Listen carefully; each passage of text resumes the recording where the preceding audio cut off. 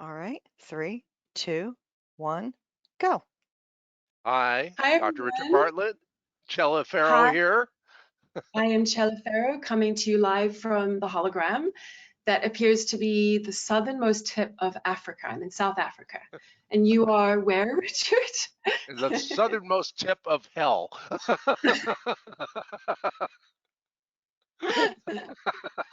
which is Well, your hell is otherwise my heaven. otherwise known as Seattle. No, so we're very excited to be bringing you something entirely new. For many years, I've worked with what I've called the modules, and I have a little description here of them, but basically the idea of a module is that you create a template of expression for a specific set of activities or functionalities. And this was something that Dr. Reese, who you've heard me talk about, showed me, but I brought it into a whole different understanding that I don't think he would have had at the time. This is not to say what he did wasn't immensely powerful. And in fact, when you take something that's already been developed, thought of, and then you access that, you Hmm. can step into a different dimensionality, a different set of possibilities, essentially what's called a morphic field, which creates a standing wave of consciousness that allows for the impression of intent in specific patterns, which Cella beautifully brings forth in the actual artistic and holographic manifestation of these modules. I'll let her talk to you about that. I realize my whole life has been informing the moment when these modules will be made because I've always loved working with intricate patterns with my hands.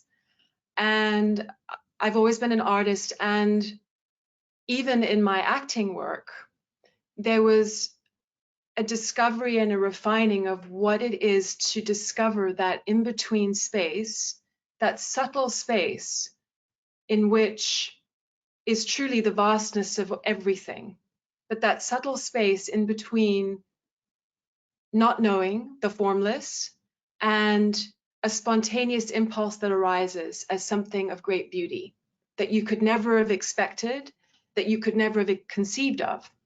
So these modules, they come about in that same way. Richard might say to me, we need a template for this plus this plus this plus this, okay, as an example. And I don't know what this is, but this is the information that we want to access. So what I'll do is, just in the way the MED language will facilitate this happening, because it's a flowing, alive, transforming language, I'll drop down into what this plus this plus this is, and I'll simply listen in to that very intimate space that's always here as that conversation, and then let it inform the patterns and the flow and the colors of that geometric form that will then interact with you and converse with you and actually instruct you in unexpected ways, according to the moment and the individual and the pattern that you're interacting with. It unlocks patterns of information that, even if not consciously put into a particular grid of awareness, the reference frames for the different patterns are already established, and then therefore each point and reference point in the grid of that multidimensional expression that Cella creates holds the entire aspect of essentially a hologrammatic program that unfolds within the individual and instructs and interacts with the individual in a very friendly and unique way. Yeah, and it's so perfect because we are all already these holographic imprinted programs. And I've been thinking a lot about language today because I'm in the middle of a writing project here in South Africa, and there's different ways in which writing comes to the fore. And the one that I'm most curious about is this stream that happens all by itself, in which writing is simply happening.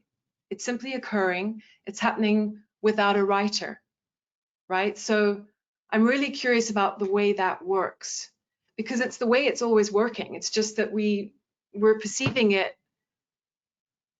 according to the structures of our language that inherently puts us in a sort of duality paradigm where there's an entity over here and an entity over here affecting change upon this entity, doing something to this entity or doing something to this object.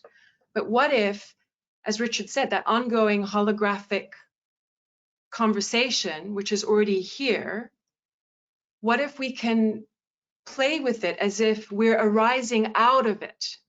We're arising out of it, not creating it. It's already here, and from out of it we're arising and having this playful conversation and exploring it together. So if we do that, there isn't really much that we have to actually do. What I love about this language is that it's very sensitive and complex. Although not complicated, it can feel that way when you're first learning it. Like any language, it can feel cumbersome and complicated and get you in your head. But even with just a basic understanding of it, even the tiniest, subtlest of movements or focuses within a pattern can affect quite an extraordinary change. And you're not having to do that change or make it happen. You're simply softening and relaxing and allowing yourself to listen and watch and then follow. Just like listening to a beautiful piece of music, you don't know where that music's going to go. But if you really relax into the deeper tones and layers of that music, it will naturally move your body in unexpected ways and surprise you. And yet then there's the complexity within music, because if you look at it as a mathematician, it's one of the most complex things you can imagine.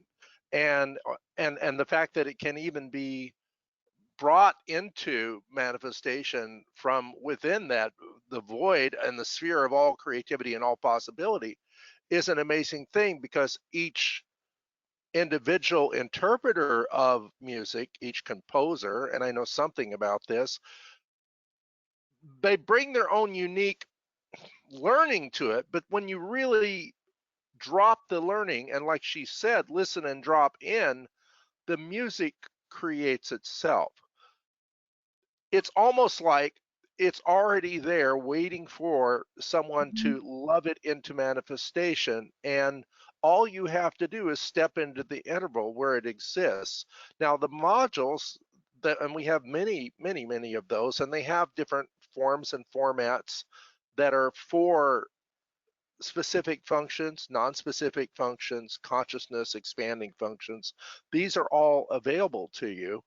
And we will be unfolding in the webinar the materials that will, I think,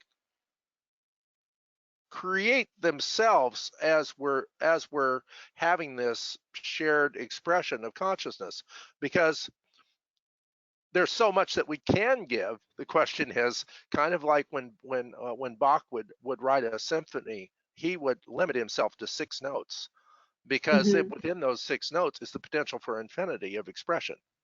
And so that's what we want to share with you. And we're going to be doing this soon. We're going to be starting this very soon, July 20th, 8 o'clock to 9:30 on Tuesdays and 30s Pacific time, because, well, I'm the important one, of course.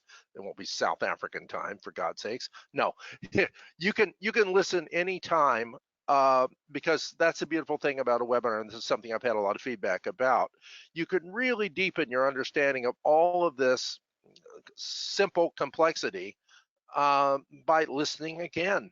And you'll hear something different. You'll hear something from Chelly you could not possibly hear from me. And this is the beauty of a shared experience. And we look forward to sharing it with you. And there's something brand new we'll be sharing for the very first time, which will be these little movies that I've started making, which are my exploration of how to communicate the way I perceive these modules interacting and communicating. So there'll be renditions of the way the music flows and how it notices itself and how it opens up and how it closes and how it shifts direction unexpectedly. So I look forward to sharing those with you very soon. Thank you very much. We'll see you soon. Thank you so much. We'll see you soon.